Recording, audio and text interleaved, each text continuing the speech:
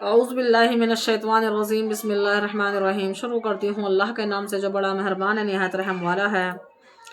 آج ہم لوگوں پہ اتنی پریشانیاں ہیں کہ بس اللہ سب کی حفاظت کرے اور ہمیں رد البلاؤں سے بچائے۔ آپ کے لیے ایک حدیث لائی ہوں، غور سے سننا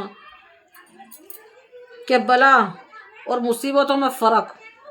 بلائیں سب پر آتی ہیں، نبی ہوں یا ولی، امیر ہوں یا فقیر، اور بلاؤ پر صبر کرنے والوں کو بے شمار ثواب ملتا ہے، جیسے گناہوں کا معاف ہونا، درجے بلند ہونا، اللہ تعالیٰ کا خوش ہونا، اور یہ سب سے بڑی نعمت ہے۔ بلاؤں کی پہچان یہ ہے کہ جس پر وہ آتی ہیں وہ ان کو مضبوطی سے برداشت کرتا ہے، ثابت قدم رہتا ہے، اللہ تعالیٰ کے حکم پر راضی رہتا ہے، اپنے گناہوں کی معافی مانگتا ہے اور توبہ کرتا ہے، اللہ تعالیٰ کی عبادت اور تابعداری پہلے سے زیادہ کرنے لگتا ہے، تو یہ بلائیں امتحان ہیں اور آزمائش ہے۔ ہمیں یہ سمجھنا چاہیے کہ اب سے پہلے بھی کئی بار یہ بات آ چکی ہے کہ اللہ اپنے بندوں کو دے کر بھی آزماتا ہے اور اللہ اپنے بندوں سے لے کر بھی آزماتا ہے، اور یہ اللہ تعالیٰ کے نیک بندوں پر آیا کرتی ہیں، اور مصیبت جس چیز پر آتی ہے وہ بے چین اور سخت پریشان ہو جاتا ہے۔ وہ سوچتا ہے کہ مجھ سے کون سا ایسا گناہ ہوا ہے جو آج میں اتنا بڑا عذاب میں مبتلا ہو گیا ہوں، لیکن یہ بھی ایک اللہ کا حکم ہے اور اللہ کی طرف سے آزمائش ہوتی ہے اپنے بندے کے اوپر، تو ہمیں اس آزمائش میں انشاءاللہ کھرا اترنا ہے۔ اللہ تعالیٰ کی شکایت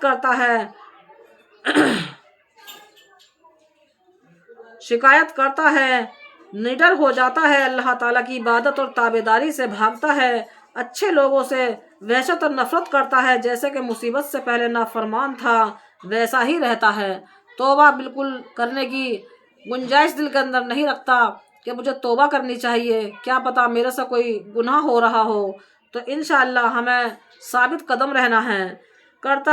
توبہ نہیں کرتا، گناہوں کی معافی نہیں مانگتا، یہ مصیبت ہے، سزا ہے، عذاب ہے، اور اس قسم کی مصیبت اسی پر آتی ہے جو اللہ کا نافرمان ہوتا ہے۔ اللہم حافظنا۔ خوب سمجھ لو، اگر اللہ اور رسول کی تابعداری کرتے ہوئے بھی کوئی غم یا تکلیف آ پڑے تو یہ بلائیں ہیں، اور اگر نافرمانی کرتے ہو، ہر طرح کا آرام ہوا اور مال دولت ہو تو یہ محلود ہے، سزا ہے، عذاب ہے، اور یہ عذاب اس لیے آیا کرتا ہے کہ تاکہ لوگ توجہ کریں، اللہ تعالیٰ سے ڈریں اور تابعداری کرنے لگیں۔ اب اگر گھر گھوٹ کے خود سمجھ لو، اب وہ اپنے طرف چاروں دیکھ کر یہ دیکھ لو کہ ہم کیا غلط کر رہے ہیں اور کیا ہم اچھا کر رہے ہیں۔ اگر ہم اچھا کرتے ہیں اپنے نزدیک، کیا پتہ اللہ کو وہ ناپسند آ رہا ہو کسی وجہ سے، تو اللہ ہمیں جھٹکا دیتا ہے اس چیز کا کہ میرے بندے آج بھی سمجھ جائیں، میرے بندوں کو آگاہ کر دوں، لیکن بندے نہیں سمجھتے۔ تقدیر پر ایمان لانا فرض ہے اور اس کے بارے میں بحث کرنا حرام ہے، کیونکہ آدمی کی کمزوری عقل تقدیر کا گھیرا اور اس کی حکومت نہیں سمجھ سکتے، بس جتنا اللہ اور رسول نے بتلا دیا ہے اس پر عمل کرنا چاہیے۔ ہادی برحق نور صلی اللہ علیہ وسلم فرماتے ہیں کہ تم میں سے کوئی آدمی ایسا نہیں کہ جس کا مکان جنت یا دوزخ میں نہ لکھا گیا ہو، اور صحابہ نے عرض کیا یا رسول اللہ، پھر ہم اپنے لکھے ہوئے پر یقین کیوں نہ کریں؟ یعنی تقدیر کے سامنے کوئی عمل کرنا بے فائدہ ہے۔ یہ بھی ایک ہماری بے وقوفی ہے کہ ہم نے جو تقدیر پر اپنی پہ یقین رکھ لیا، نہیں، دعاؤں سے تقدیریں بدلتی ہیں۔ اللہ پاک نے تقدیر تو ہماری لکھی دی ہے، لیکن دعاؤں سے تقدیریں بدلتی ہیں۔ ہمیں ہمیشہ دعائیں کرتے رہنا چاہیے اور اوروں کی دعائیں لیتے رہنا چاہیے، اور اوروں کی دعائیں ہم کب لیں گے؟ جب ہم ان کی مدد کریں گے، ان کے کام آئیں گے، یعنی کہ غریبوں کی، مسکینوں کی، لاچاروں کی، بھوکوں کی، ننگوں کو کپڑا پہناؤ، بھوکوں کو کھانا کھلاؤ، پیاسے کو پانی پلاؤ، تو ان کی دعائیں ہمیں لگیں گی، انشاءاللہ ہماری تقدیریں بھی بدل جائیں گی۔ کرنا بے فائدہ ہے، بس جو کچھ تقدیر میں لکھا ہے ہو جائے گا۔ آپ نے فرمایا کہ عمل کیے جاؤ، اس لیے کہ ہر ایک آدمی کو وہی بات آسان ہوتی ہے جس کے لیے وہ پیدا کیا گیا ہے، بس جو خوش قسمت ہوگا وہ جلدی سے اچھا کاموں کا اختیار کرے گا، اور جو بدقسمت ہوگا وہ جلدی سے برے کاموں کا اختیار کرے گا۔ ہر انسان کی بات ہے، ذرا سی پریشانی آتے ہی وہ گناہ کی طرف مبتلا ہو جاتا ہے۔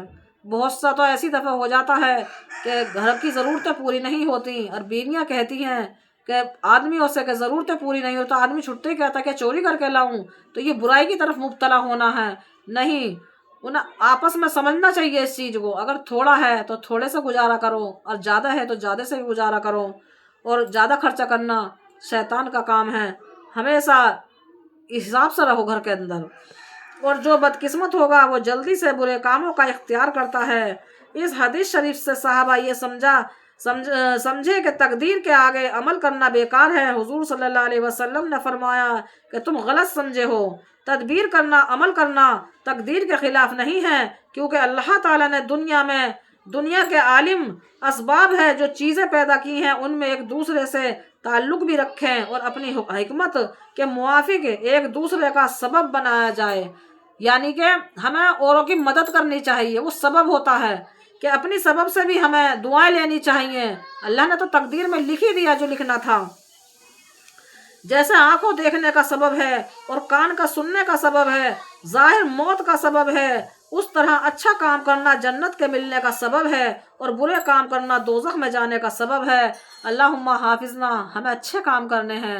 ہمیں اگر کوئی لاچار مجبور دکھ رہا ہے تو ہمیں اس کا فائدہ نہیں اٹھانا، ہمیں اس پر خرچ کرنا ہے تو اس کا فائدہ ہمیں ملے گا۔ کاروبار، محنت مزدوری، تجارت، زراعت وغیرہ کرنا رزق ملنے کا سبب ہے، اور کوئی ان کو تقدیر کے خلاف نہیں سمجھتا، حالانکہ رزق تقدیر میں لکھا ہوا ہے، پھر بھی اس کے حاصل کرنے میں تدبیر اور کوشش کون نہیں کرتا۔ اللہ نے جو روزی دینے کا وعدہ کرا ہے وہ ہمیں ہر حال میں ملے گی، لیکن ہم اپنی عقل سے تدبیریں لگاتے ہیں۔ ہم سوچتے ہیں اللہ ہمیں وہاں سے روزی دے دے گا، ہم اس کام کو کریں گے اللہ ہمیں وہاں سے روزی دے دے گا۔ روزی تو ہمیں ملے گی اللہ کے حکم سے ہی، لیکن تدبیر تو ہمیں خود لگانی بتائی ہے کہ تقدیر اللہ نے بنائی ہے اور تدبیر ہم لگائیں گے اسے کمانے کی۔ حالانکہ رزق تقدیر میں لکھا ہوا ہے، پھر بھی اس کے حاصل کرنے میں تدبیر اور کوشش کوئی نہیں کرتا۔ اس سے معلوم ہوا کہ اچھا کام کرنا اور برے کاموں سے بچنا تقدیر کے خلاف نہیں۔ اللہ تعالیٰ فرماتے ہیں کہ کوئی آفت نہ دنیا میں آتی ہے اور نہ خاص تمہارے جانوں میں، مگر وہ کتاب لوح محفوظ میں لکھا ہوا ہے اس سے پہلے کہ ہم دنیا میں جانوں کو پیدا کریں۔ یہ اللہ کے نزدیک آسان کام ہے، کیونکہ اللہ ہی ہر شے پر قادر ہے، اللہ سب کچھ کرنے پر قادر ہے۔ اللہ نے ہماری تقدیریں بنائی ہیں، وہ ہماری تقدیر بدل بھی سکتا ہے، وہ ہر شے پر قادر ہے، لیکن تقدیریں ہماری کب بدلیں گی؟ جب ہم تدبیر لگائیں گے، اچھے اور نیک کام کریں گے۔ یہاں تک کہ توقید کے مسئلے کا بیان ہے، آگے اس کی حکمت بتلاتے ہیں کہ یہ مسئلہ تقدیر کا تم کو اس لیے بتلایا گیا ہے کہ تم کو کسی فوت و ضائع ہونے والی چیز پر غم نہ ہو۔ انسان ختم ہو جاتے ہیں، مکان بک جاتے ہیں، کاروبار ختم ہو جاتا ہے، تو اللہ نے کہا ہے کہ اس کا غم نہ کرو، اور میری جان سے اور میری مال سے دعائیں کرو، اپنے جان مال کی دعائیں کرو، انشاءاللہ تمہیں دوبارہ واپس دگنا تگنا ہو کے ملے گا۔ اور کسی حاصل ہونے والی چیز پر ایسی فروخت نہ ہو کہ اترا جاؤ، کیونکہ ہر فروخت اچھی نہیں ہوتی، بلا اچھی فروخت وہ ہے جس سے اللہ تعالیٰ کا شکر ادا ہو۔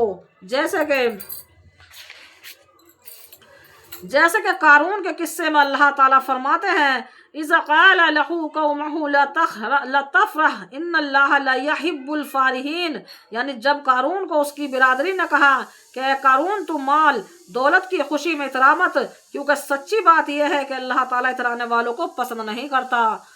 انشاءاللہ اترانے والوں کو اللہ پسند نہیں کرتا، کیونکہ جو اتراتا ہے وہ گھمنڈ میں آ جاتا ہے، اور ہمارا اللہ کو گھمنڈ اور تکبر بالکل پسند نہیں۔ دیکھ لو قارون کو مال دولت کی خوشی میں اترانے کی کیا سزا ملی۔ توقید کا مسئلہ تم کو اس لیے بتلایا گیا ہے کہ افسوس میں جب کسی چیز کی فوت اور ضائع ہونے سے تم کو کوئی تکلیف پہنچے تو وہ غم اور تکلیفیں زیادہ نہ بڑھیں، اور نعمتیں و فراحت میں اتراتے نہیں ہو، کیونکہ تقدیر کا ماننے والا یہ سمجھے گا کہ جو کچھ مال دولت حاصل ہوا ہے اس میں میرا کیا اختیار ہے، میرے ہزار یا کمانے نہیں ہوا بلکہ تقدیر میں ہے، اس طرح لکھا ہوا تھا، پھر غرور کرنے اور اترانے میں کیا بات ہے۔ ایسا آدمی کبھی نہ اترائے گا اور نہ دنیا سے محبت کرے گا۔ بس یہی راحت و آرام کی چیز ہے۔ دیکھنے میں بھی آتا ہے کہ جن لوگوں کو مال دولت کے زیادہ آنے سے فروحت اور خوشی ہوتی ہے تو اس کی جان کے وقت اس کو ویسا ہی رنج و غم ہوتا ہے۔ اللہم حافظنا۔ اگر اللہ نے ہمیں دولت دی ہے تو ہمیں اس پر خوش نہیں ہونا چاہیے، ہمیں شکر ادا کرنا چاہیے کہ ہمارے اللہ نے ہمیں اتنی نعمتیں دی ہیں، اور اس میں سے اللہ کی رضا کے لیے غریبوں پر، یتیموں پر، مسکینوں پر خرچ کرنا چاہیے، اور اس پر اٹھلانا اور بلکھانا نہیں چاہیے۔ اللہ آپ کو اور ہمیں عمل کرنے والے بنا دے۔ آمین ثم آمین۔